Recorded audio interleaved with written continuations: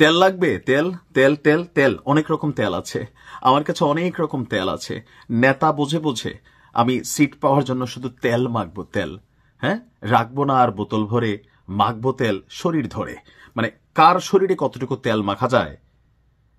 গেল 3 দিন আগেও মোটামুটি বাংলাদেশের মানুষের কাছে একটা পজিটিভ জায়গা ছিল মীর স্নিগ্ধর, কিন্তু মীর মুগ্ধ যেখানে পানি লাগবে পানি বলে বিক্রি করেছে, সেখানে স্নিগ্ধ এখন তেল লাগবে তেলই বিক্রি করছে। কেউ কেউ এটাই মনে করছেন। বাঙালি জাতি বড় বিনোদনবাজ, কমেন্ট সেকশনে ঝড় বয়ে যাচ্ছে। কারণ গেল 2 দিন আগে একটা ধন্যবাদ জানাতে গিয়ে যেভাবে তিনি শেখ হাসিনার নাম পর্যন্ত নিতে আইসা শেখ বইলা বাকিটা ঢুক গিলা ফেলছেন, অল্পের জন্য বাইচা গেছেন, সেটা নিয়ে স্নিগ্ধ একটা ব্যাখ্যা দিয়েছেন। কিন্তু এই ধরনের কাঁচা রাজনীতি বা এই যে ব্যাখ্যা, এটা আসলে তার কাছে, তিনি যেটা গতকালকে দিয়েছেন, মানুষের কাছে কতটুকু গ্রহণযোগ্যতা পেয়েছে খেয়াল আছে নিশ্চয়ই। আচ্ছা, একটা স্টেটাস দিয়েছে যে শেখ হাসিনার নামটা সে কেন বলতে গিয়া গিলা ফেলছে। তো বলতি বাবা, পুরাটা ডায়লগটা কমপ্লিট করতা, কিন্তু তুমি তো লাইনটা ছিল তেলবাজির, সেখানে শেখ বইলা তারপরে চলে গেছে বেগম খালেদা জিয়ার দিকে। অন্তরে ঘৃণা নিয়ে যে নামটির জন্ম হয়েছে সেটি হলো শেখ হাসিনার নাম। তো আপনি যে ডায়লগটা দিচ্ছিলেন সেটা কি ঘৃণা ভরা ডায়লগ ছিল নাকি মানে বিএনপিকে রিপ্রেজেন্ট করার জন্য আপনার একটা ডায়লগ ছিল?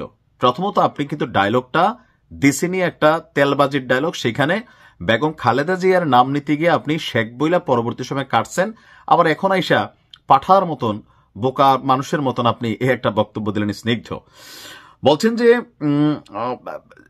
অন্তরে ঘৃণা নিয়ে যে নামটির জন্ম হয়েছে সেটি হলো শেখ হাসিনার নাম। এটা শুধু আমার নয়, বরং বাংলাদেশের সকল সাধারণ মানুষের বিগত 16 বছর অত্যাচারিত হয়েছে এমন সকল পরিবারের। যতদিন পর্যন্ত এই খুনি হাসিনাকে ফিরিয়ে এনে দেশের মাটিতে ফাঁসির দড়িতে না ঝুলানো হচ্ছে, ততক্ষণ সকাল বিকেল সজ্ঞানে কিংবা ঘুমের স্বপ্নেও এই হাসিনার নাম মাথায় ঘুরবে। অর্থাৎ স্নিগ্ধ বুঝাইতে চাইছে যে তার মাথার মধ্যে সারাদিন হাসিনা কিলবিল কিলবিল করে, তো যার কারণে তিনি বিএনপিকে তেল মারতে গিয়ে হুট করে হাসিনার নাম চলে আসতেছিল, কিন্তু এটা ভুলবশত চলে আসছে। কারণ তার মাথায় ঘুমাইলেও তিনি হাসিনারের স্বপ্ন দেখেন, শয়নেও স্বপ্ন দেখেন, জাগরণেও স্বপ্ন দেখেন, মানে 24 ঘন্টা শেখ হাসিনা তার মাথায় ঘুরে। এরপরে তিনি বলছেন যে যতবার এই নাম মুখে আসে মনে রাখবেন তা কেবল ঘৃণা থেকে আসে। স্নিগ্ধ, আপনি যে ডায়লগ দিয়েছেন সেটা ঘৃণা ভরা ডায়লগ ছিল না, ছিল তেলবাজির ডায়লগ। সেখানে আপনি বেগম খালেদা জিয়ার নামের জায়গায় শেখ হাসিনার নাম নিতে গিয়া এটা গিলা ফেলছেন। সো যতবার আপনার মুখে নামটা আসছে এটা কিন্তু ঘৃণা ভরা লাইন থেকে আসে না, যদি আসতো এটা কাউন্টার হতো না।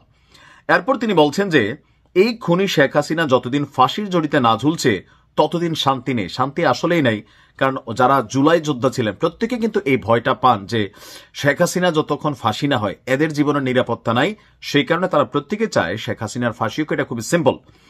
এরপরে বলছেন যে শেষমেশ শেখ শেখ মুখ দিয়ে বের হবেই যতদিন না পর্যন্ত ফাঁসিতে ঝুলানো হচ্ছে এই স্বৈরাচার শেখ হাসিনাকে।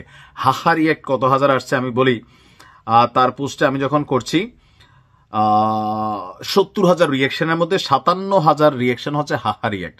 14,000 কমেন্টের মধ্যে 13,000 কমেন্টই হচ্ছে তাকে বকাবকি করছে যারা। তো এখানে আওয়ামী লীগের নেতাকর্মীরা অ্যাক্টিভ, কিন্তু দিন শেষে দেখেন এরকম কাঁচা পোলাপাইন দিয়া বিএনপি যে রাজনীতিটা করতে চাচ্ছে এটা হচ্ছে টোটালি বোকামি। আমি প্রথম থেকে বলছি জুলাই যোদ্ধাদের যদি মূল্যায়ন করতে হয় বিএনপির উচিত তাদের দলের যে সকল নেতাকর্মী এই জুলাই আগস্টে মারা গিয়েছে বা শহীদ হয়েছে অথবা আহত হয়েছে তাদের পরিবার, যারা বিএনপির রাজনীতিতে গত 17 বছর জুলুম নির্যাতন মামলা হামলা শিকার হয়েছে, সেখান থেকে কোনো একজন ছেলের পরিবারকে এই সুযোগটা দেওয়া দরকার ছিল। কারণ স্নিগ্ধর ব্যাকগ্রাউন্ডে ছাত্র দলের কোনো রাজনৈতিক ইতিহাস নাই, যতটুকু আছে তার মুখ দিয়ে হঠাৎ করে শেখ বের হইতেছিল। কারণ ঘুরা ফিরে এরা সবাই আওয়ামী লীগের রাজনীতির সাথে ছাত্রলীগের রাজনীতির সাথে প্রকাশ্যে গোপনে এরাই কিন্তু ছিল, মৌন সম্মতি অথবা প্রকাশ্যে ছিল, যার কারণে ঘন ঘন মুখ দিয়া এই নামটাই চলে আসে। স্নিগ্ধের এই স্টেটাসটা তার জন্য আরো আসলে হাস্যকর অবস্থার পরিণতি তৈরি করেছে। স্নিগ্ধ, ভালো হয়ে যাও, ভালো থাকুন।